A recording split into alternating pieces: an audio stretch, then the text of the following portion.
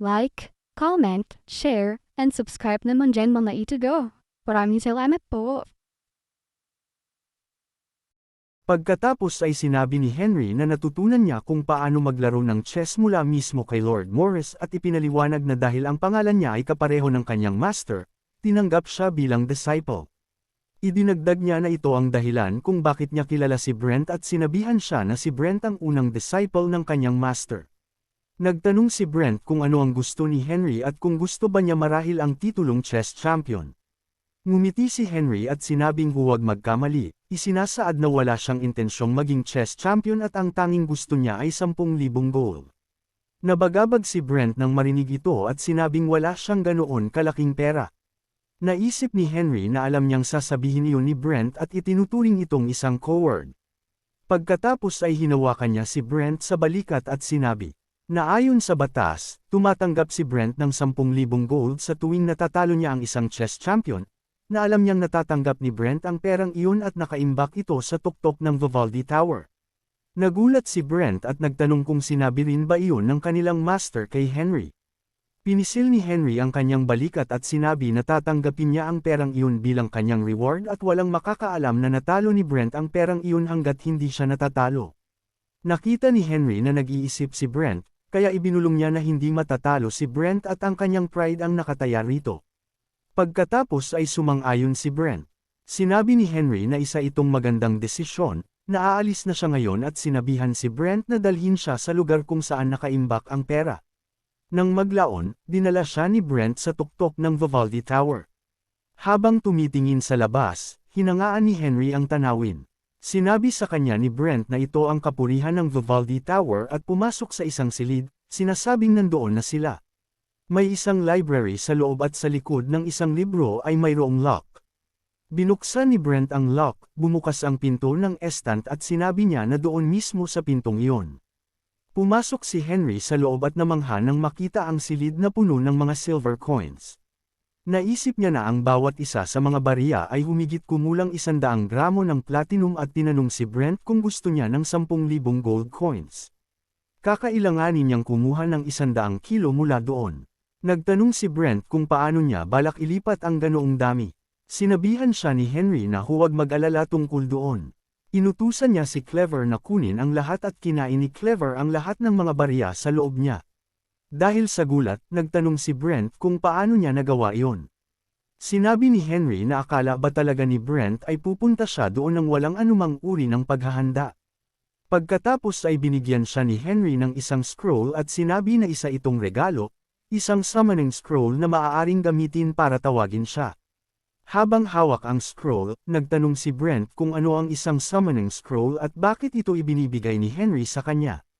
Tinapik ni Henry ang kanyang balikat at sinabi na kung may ibang tao na katulad niya na gustong gumawa ng gulo at kung mangyari mang lumitaw ang taong iyon, dapat punitin ni Brent ang papel na iyon at darating si Henry para asikasuhin ang taong iyon para sa kanya.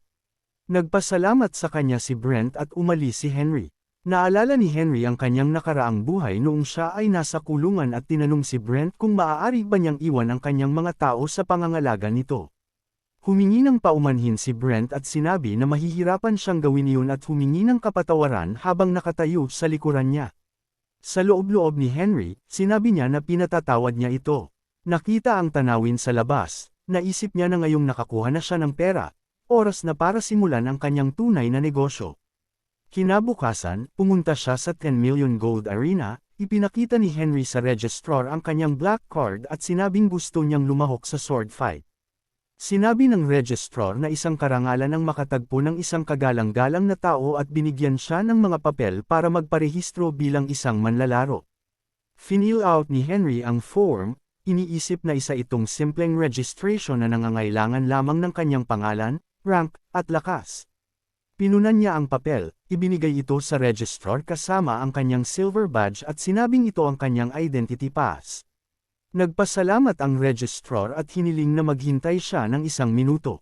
Sinabi nito na nakasaad sa papel na si Henry ay isang runner rank swordsman, ngunit ang kanyang identity pass ay nagsasaad na kaanib siya sa Cal Ivan Special Forces at nagtanong kung paano nagawang makamit ni Henry ang 2 stars sa loob ng pinakamahirap na task force sa rank na iyon. Ipinakita sa kanya ni Henry ang black card at nagtanong kung pinaghihinalaan ba siya nito sa isang bagay gayong mayroon siyang black card. Nabagabag ang registrar, sinabing hindi, at ipinaliwanag na ito ang unang pagkakataon na nakakita siya ng ganito, humihingi ng paumanhin sa kanyang inasal. Tinatakan niya ang identity ni Henry at sinabing aprobado ang kanyang player registration, iniabot sa kanya ang kanyang player license. Habang hawak ang license, naisip ni Henry na inaasahan na ito dahil hindi pa siya kailanman nakalahok sa kompetisyong ito.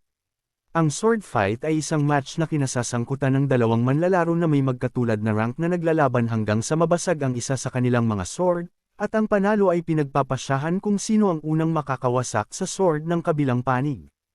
Ang kompetisyong ito ay isang tanyag na kaganapan sa mga swordsman. Dahil ang match ay maikli ngunit matindi, mabilis itong naging isa sa pinakasikat na kompetisyon sa mundo. Noon, nakalahok na siya sa isang sword fight at nagawang patunayan ang kanyang halaga. Inisip niya na habang mas mataas ang rank, mas maraming tao ang naaakit nito at mas malaking pera ang nasasangkot sa match. Nakita ang notice board, nagtaka siya kung ang mga taya ay mas mataas din. Nilapitan siya ng receptionist at nagtanong kung nandoon ba siya para lumahok sa match at hiniling na makita ang kanyang player's license. Ibinigay ni Henry ang lisensya at matapos itong makita, sinabi ng receptionist na siya ay F-rank. Ipinaliwanag nito na upang makamit ang D-rank, dapat niyang talunin ang tatlong iba pang F-ranks, ngunit maaari rin siyang agad na mag-rank up. Idinagdag nito na kung matatalo ni Henry ang isang C-rank na manlalaro, maaari lamang siyang mag-rank up sa susunod na tier at hindi makakapag-skip ng mga tiers. Sa inis ni Henry, naisip niya na isa itong nakakairitang setup at ayaw niyang sayangin ang kanyang oras. Pagkatapos ay humawak siya ng isang pouch ng mga barya at sinabing tataya siya sa sarili niya, naglalagay ng 100 gold coin sa kondisyon na tatalunan niya ang anumang manlalaro na nasa C-rank o pataas. Sinabi ng receptionist na tatanggapin nito ang kanyang kondisyon. Sa reception room, isang pangkat ng mga tao ang pumasok ng may pananabik. Pagkakita sa kanila, naisip ni Henry na ang lahat ay nandoon para makatikim ng pera dahil ang halagang ito ay isang bagay na hindi kailanman makakamit ng isang B-rank na manlalaro, kahit pa manalo ito sa lahat ng kanyang laban sa loob ng isang buong buwan. Nang maglaon, ipinakita ng receptionist kay Henry ang mga forms at sinabi sa kanya na ito ang lahat ng mga taong gustong hamunin siya, nagtatanong kung ano ang balak niyang gawin. Kumuha si Henry ng isang form at sinabing magsisimula siya sa taong iyon. Kinut siya ng mga miren si Henry, sinasabing kailangan niyang labanan ang sword expert na si Damian, at ito ay malas, idinaragdag na malungkot para sa isang D-rank na labanan ang isang F-rank para sa pera. Pagkakita sa kanyang kalaban, naisip ni Henry na hindi naman mukhang masama si Damian, kung isa sa alang-alang ang gamit nito, at ang steel sword ay mula sa bayan ng Vivaldi.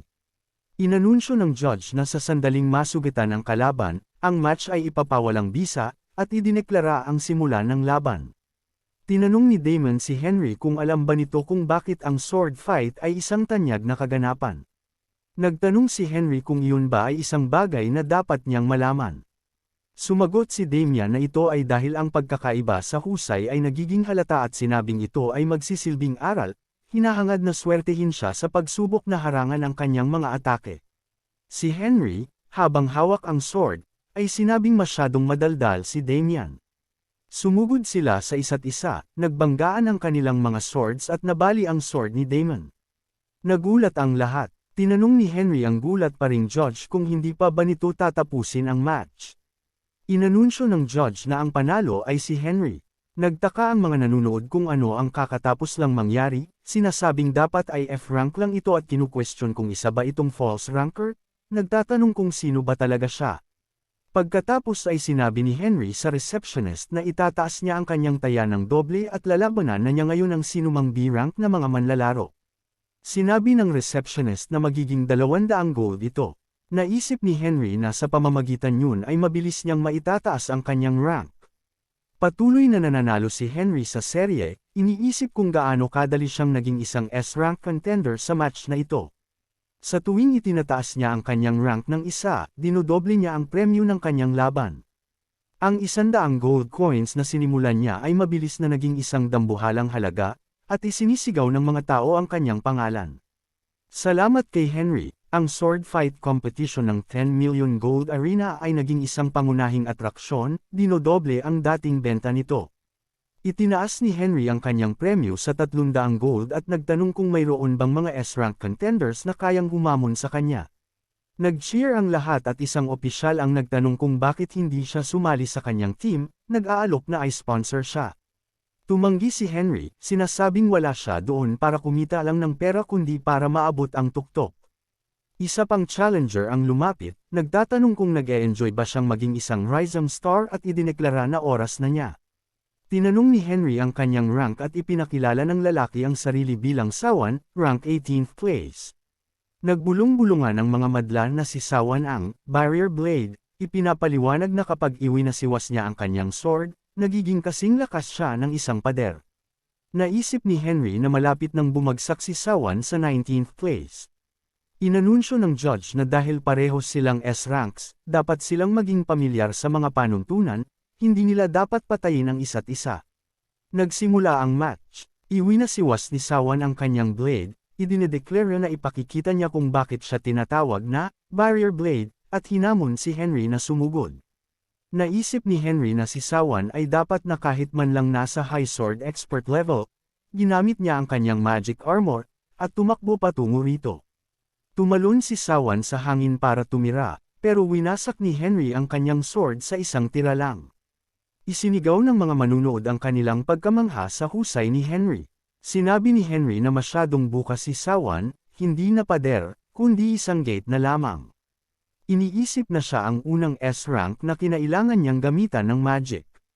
Inanunsyo ng judge ang susunod na match bilang ang hinihintay ng lahat, S-rank second place Black Knight laban sa challenger na si Henry Morris. Binati ng Black Knight si Henry sa pag-abot sa puntong ito, pero humingi ng paumanhin si Henry at tumira, tinalo ang Knight sa isang bagsakan lang. Ang panalo ay si Henry Morris muli. Tiningnan ni Henry ang participants list at napansin na isa na lamang ang natitira, nagpapangalan sa kanilang sarili na King. Iniisip na cute ito. Lumapit si Henry sa receptionist at sinabihan itong pumunta at i-inform si King na dumating na ang isang tunay na challenger.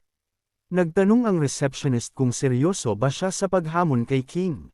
Naglatag si Henry ng isang pouch ng ginto sa harap nito at sinabing tataya siya ng 5,000 gold. Nagtaka ang lahat kung anong klaseng pamilya ang pinagmulan niya, napapansing napakalaking halaga niyon, at ang kanyang mga damit na dinisenyo ni Sylvia ay lalong nagpatindi sa impresyon ng yaman. May nakakilala sa kanya, at inisip na siya si Henry Morris, ang lalaking nabulabog ang fighting arena. Si Ten, ang may-ari ng 10 million gold arena, ay dumating at binati si Henry, humihingi ng paumanhin sa pang-iistorbo. Sa loob-loob ni Henry, naisip niya na oras na para magpakita ang sakam na lalaking ito. Nagtanong si Ten kung siya ba ang parehong Henry na nagpabagsak sa Black Knight sa isang tira at kinumpirma ito ni Henry, nagtatanong kung ano ang mayroon doon. Ipinaliwanag ni Ten na dahil si Henry ang unang humamon sa King, gusto niyang itaas ang antas ng kompetisyon. Nagtanong si Henry kung paano niya balak gawin iyon. Sinabi ni Ten na habang ang mga sword fights ay karaniwang walang fatal injuries, ang hamon laban kay King ay may ibang mga panuntunan na pumapayag sa fatal injuries. Naisip ni Henry na ito ang nagpapaliwanag kung bakit walang naglakas loob na humamon kay King at tinanong kung ano ang gusto ni Ten. Sinabi ni Ten na si King ang tanging swordmaster sa kompetisyon habang si Henry ay isang sword runner. Ang labanan sa pagitan ng isang master at isang runner ay walang katulad at gusto ni Ten na ganapin ang match bukas sa town center para masaksihan ng lahat. Nangako siyang bibigyan si Henry ng malaking gantimpala. Nagtanong si Henry kung bakit siya dapat pumayag at sinabi ni Ten na ang reward ay magiging bukas palad. Pagkatapos ay ibinulong ni Henry kay Ten, nagtatanong kung totoo bang walang limitasyon kung gaano kalaki ang maaaring itaya laban kay King. Kinumpirma ni Ten na ito ang nagpapaging espesyal sa laban-laban kay King. Nagtanong si Henry kung ano ang mangyayari kung hindi kayang bayaran ng arena ang presyong inaalok at tiniyak sa kanya ni Ten na ang pera ay hindi problema sa 10 million gold arena. Humiling pagkatapos si Henry ng isang maayos na lugar na matutuluyan at pumayag si Ten na ibigay sa kanya ang pinakamagandang silid na mayaalok ng bayan ng Vivaldi. Sa loob-loob ni Henry, naisip niya na malapit na siyang maging mayaman salamat kay Ten. Salamat sa espesyal na sponsorship mula sa may-ari ng 10 Million Gold Arena. Ang huling match ni Henry ay nakatakda bilang pangunahing kaganapan sa sentro ng mayamang bayan.